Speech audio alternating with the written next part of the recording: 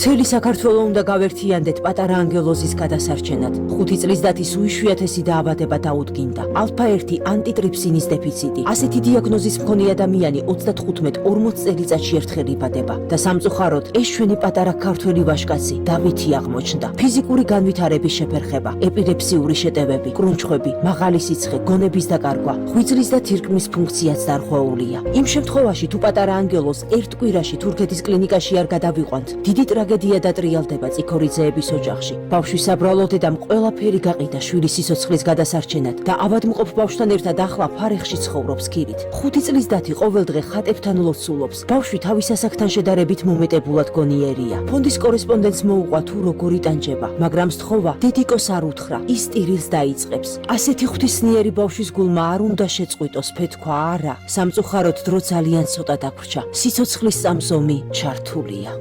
დათოს ჯანმრთელობის მდგომარეობა უფრო და უფრო ამძიმდება.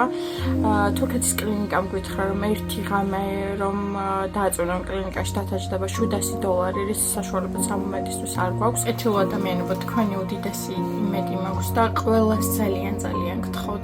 თითოეული თეთრიც ძალიან მნიშვნელოვანია. გადარიცხეთ ნებისმიერი თანხა ჩერნოვეცკის ფონდის ოფიციალური საიტის მეშვეობით.